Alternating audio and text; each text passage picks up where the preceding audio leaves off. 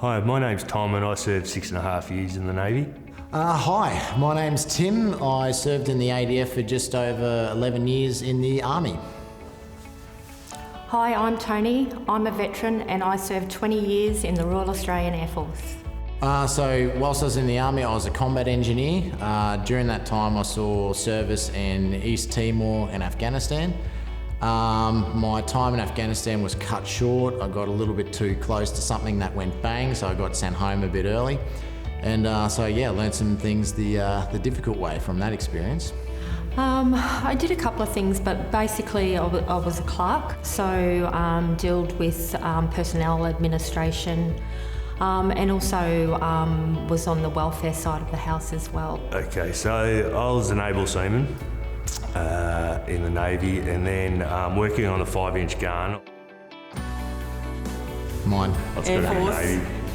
Come on, guys. Navy's Air my Force. grade. There was always that uncertainty, like, am I doing the right thing? Like, I'm leaving a permanent job where I know I'm going to get paid every day. I know that my medical's paid. To turn around and to say, I am going to leave this environment which I'm very comfortable with, I'm very familiar with, and then decide this is not what's best for me, I'm going to go somewhere completely new. That was a very hard decision to make. I love my time. At the end, unfortunately, I was medically discharged, which sort of put put a bit of a sour note on my end of my Navy career. I do miss the mateship. It was quite easy to be friends with people, and a lot of people really did get along. Making friends in the Defence Force, I found, is very quickly you learn to become friends with the people you're working with. When you get out of the defence, though, you realise that, not that you're working with difficult people, but that's not the done thing. And learning how to make friends as an adult is actually a very hard skill to learn. And it's not like when you're a child anymore. To walk up to a bunch of adults and say, hey, I'm available for a friendship, what are you guys doing on the weekend? That's, that's a bit tricky, so. And I think the longer you're in, the more the transition period is more important. You keep going and you keep going until, I guess, circumstances change and you think, okay, I've got to make a decision here. But to this day, I still miss military. Yeah, for sure. The one thing I'd say to somebody who is now left the Defence Force and is struggling is, give Open Arms a buzz, because if they can't help you out with what your exact problem is, then there's a good chance they are probably linked in with somebody who does.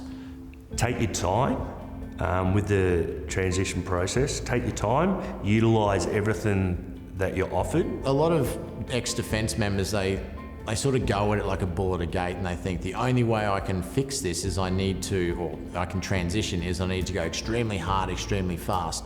I found my personal life really started to sort of slide a bit. Let's make sure we have a lifestyle on top of a good career.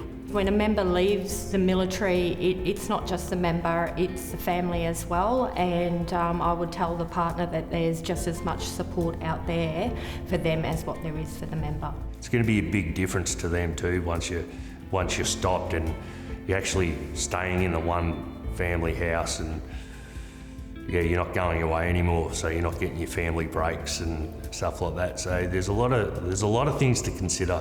They're in the mandatory briefings, they're given the for lack of a better term, the death by PowerPoint slides of all the support services that are out there. And I've been through that too.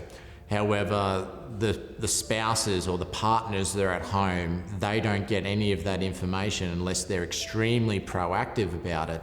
It's a free service, it's a confidential service. Just what is available is unbelievable. And it's a 1-800 number, so it's free. It doesn't cost you a cent, just requires a little bit of your time and a bit of honesty from yourself. That number is manned 24/7, so all you need to do is call that number, somebody will answer and they'll refer you to the person that can help you. I wasn't really at that point where I figured I needed to talk to a clinician. And so they said to me, why don't you try this program? And I did. And it wasn't just a case of, let's talk about our feelings. I was actually given some useful tools. And that helped me out quite a lot.